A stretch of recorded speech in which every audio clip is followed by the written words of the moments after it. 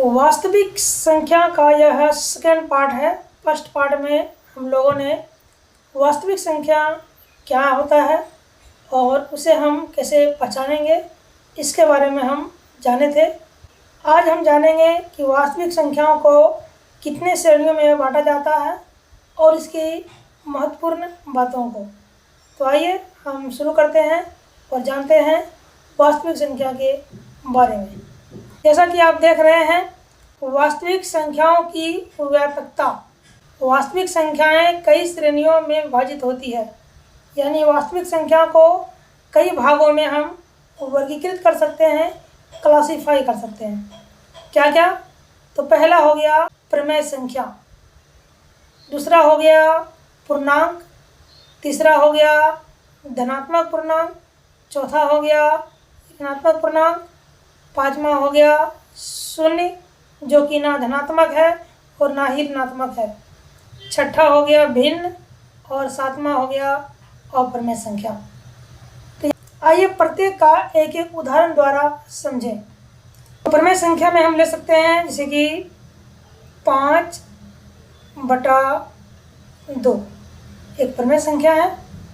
उसी प्रकार ले सकते हैं 7/3 एक प्रमेय संख्या है, क्योंकि इसे P/Q के रूप में लिखा गया है।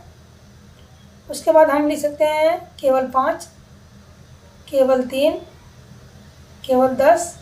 तो ये सारी संख्या जो है वो प्रमेय संख्या कहलाती है। पूर्णांक में हम लेंगे कोई भी पॉजिटिव संख्या या फिर नेगेटिव संख्या को, जैसे कि 5 माइनस में, उसके बाद -7, -10, ठीक है। और प्लस में संख्या कर लें तो 2, 4, 7, यानी कोई भी प्लस वाली संख्याएं और माइनस वाली संख्याएं को हम लोग क्या कहेंगे? पूर्णांक कहते हैं, ठीक है। धनात्मक संख्या, धनात्मक का मतलब हो गया पॉजिटिव इंटीजर्स, यानी कि प्लस वाली संख्याएं, जैसे कि 7, जैसे कि 3, जैसे कि 8, 11, 13। तो इस तरह की जो संख्याएं होती है उसको हम लोग क्या बोलेंगे? धनात्मक पूर्णांक, जिसको अंग्रेजी में पॉजिटिव इंटीजर्स कहते हैं। और ऋणात्मक पूर्णांक में आ जाएगा -7, -3, -8, -11, -13 और 0। तो ना ये धनात्मक संख्या है और ना ही ये ऋणात्मक संख्या है। और भिन्न फ्रैक्शन मतलब बटा वाला संख्या, जैसे कि 5/2 ये एक भिन्न संख्या है।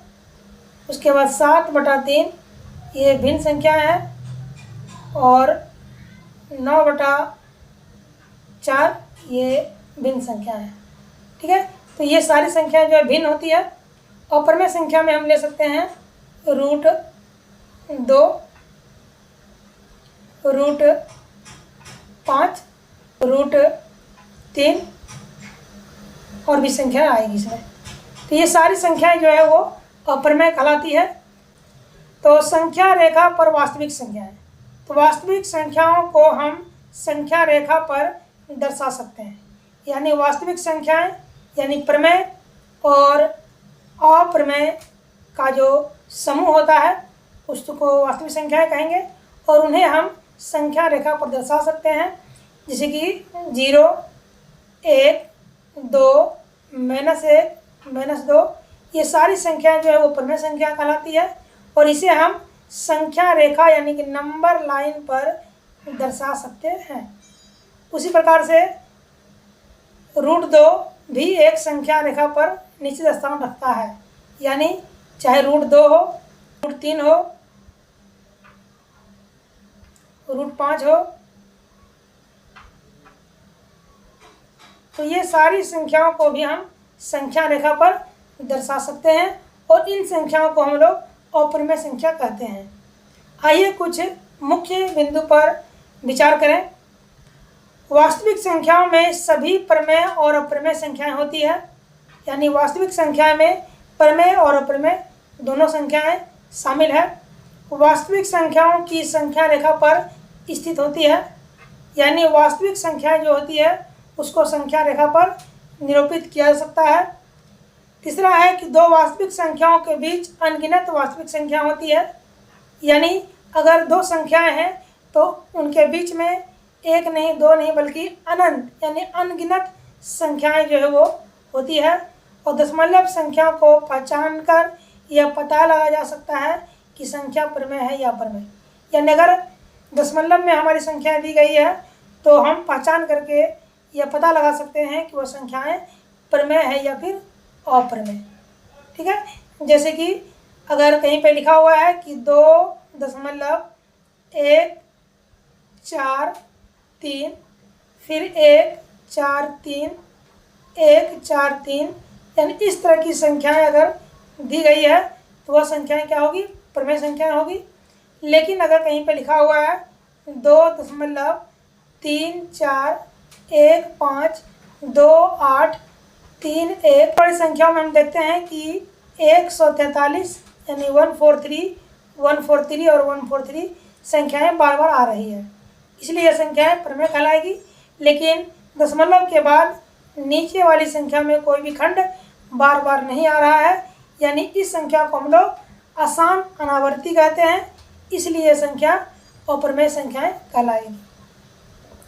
मुझे आशा है कि आपको प्रमेय संख्या, अप्रमेय संख्या, वास्तविक संख्या, पूर्णांक और भिन्न के बारे में अच्छी तरह से समझ में आ गया होगा। आने वाले वीडियो में कुछ और बातें हम लोग डिस्कस करेंगे। आज की